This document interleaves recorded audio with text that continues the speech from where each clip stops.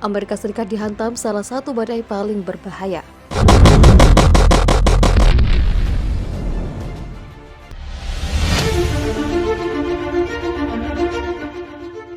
Badai Ida mendarat di Louisiana pada Ahad 29 Agustus dan merupakan badai kategori 4 yang sangat berbahaya. Pusat Badai Nasional mengatakan Ida mendarat di dekat Fort Vashon, Louisiana pada pukul 11:55 waktu setempat. Angin berkekuatan sangat kencang sejauh 50 mil sehingga memaksa New Orleans untuk menangguhkan layanan medis darurat. Badai berjalan ke barat laut dengan kecepatan 13 mil per jam. Gubernur Louisiana John Bel Edwards mengatakan badai Ida adalah salah satu badai terkuat yang pernah menghantam Louisiana. Ini adalah salah satu badai terkuat yang mendarat di sini di zaman modern, kata Edwards dalam jumpa pers. Tanggul baru di sekitar New Orleans telah dibangun pasca kerusakan yang diakibatkan oleh badai Katrina 16 tahun lalu.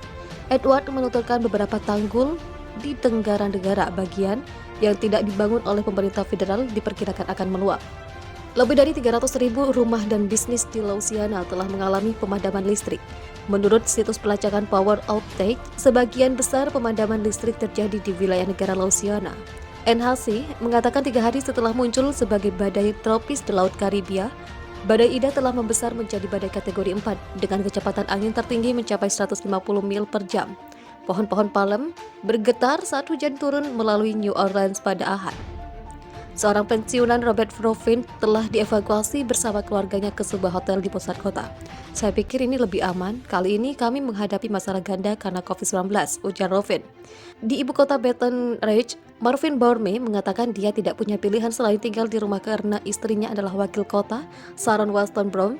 Guru bahasa Inggris berusia 73 tahun itu dalam sebuah wawancara telepon mengatakan dia menyembunyikan barang-barang berharga keluarga dan surat-surat penting di tempat yang aman di rumah mereka. Sementara wali kota Brown berurusan dengan kota yang berpenduduk 224.000 jiwa. Gelombang badai diprediksi sudah terjadi dengan tinggi melebihi 6 kaki di beberapa bagian pantai. Dalam sebuah video yang beredar di sosial media, beberapa bagian dari Highway 90 yang membentang di sepanjang Louisiana dan pantai Teluk Mississippi telah menjadi sungai. NHC memperingatkan kerusakan angin yang berpotensi menimbulkan bencana dan curah hujan hingga 2 kaki atau 61 cm di beberapa daerah. Warga diminta untuk bersembunyi di dalam lemari atau kamar mandi untuk berlindungan. Gubernur Louisiana memperingatkan responden darurat membutuhkan waktu 72 jam untuk tiba di lokasi badai. Beberapa paroki memberlakukan jam malam mulai Ahad dan melarang orang pergi keluar. Kami sudah bersiap semampu kami, tetapi kami khawatir tentang tanggul itu, kata Presiden Paroki Plaquemines di Gulf Coast Creek Lepin. Plaquemines merupakan salah satu paroki yang paling rentan. Plaquemines adalah rumah bagi 23.000 orang di sepanjang delta Mississippi. Lepin khawatir air akan menggenangi tanggul di sepanjang Highway 23. Itu satu-satunya jalan keluar masuk kami, kata Lepin. Para pejabat telah memerintahkan evakuasi dari dataran rendah dan daerah pesisir. Namun evakuasi pasien dari rumah sakit tidak mungkin dilakukan. Rumah sakit Louisiana merawat sekitar 2.450 pasien COVID-19 setelah lonjakan infeksi. Pemerintah mengeluarkan dana sekitar 14 miliar dolar Amerika Serikat untuk memperkuat tanggul setelah badai Katrina. Akan tetapi penguatan tanggul masih belum cukup untuk menghadapi perubahan iklim. Perubahan iklim telah menyebabkan badai yang lebih intens di wilayah tersebut. Presiden Amerika Serikat Joe Biden sebelumnya mengatakan 500 pekerja tanggap darurat federal berada di Texas dan Louisiana. Begitu badai berlalu, kami akan mengerahkan seluruh kekuatan negara untuk menyelamatkan dan pemulihan, kata Biden. Biro Keselamatan dan Penegakan Lingkungan menerangkan 288 platform minyak dan gas serta 11 rek di Teluk Amerika Serikat telah dievakuasi. Sementara volume produksi minyak yang ditangguhkan di wilayah itu naik menjadi 96%, sedangkan hampir 94% produksi gas alam Teluk Meksiko juga telah habis. Phillips 66 menutup pabrik Alliance di pantai di Belle Chasse. Sementara Exxon Mobil Corp memangkas produksi di kilang Baton Rouge, Louisiana pada Sabtu 28 Agustus. Badai topan Ida mulai melanda daratan wilayah selatan Amerika Serikat pada Minggu 29 Agustus 2021. Dalam serangan badai itu, negara bagian Louisiana diperkirakan akan berdampak paling parah.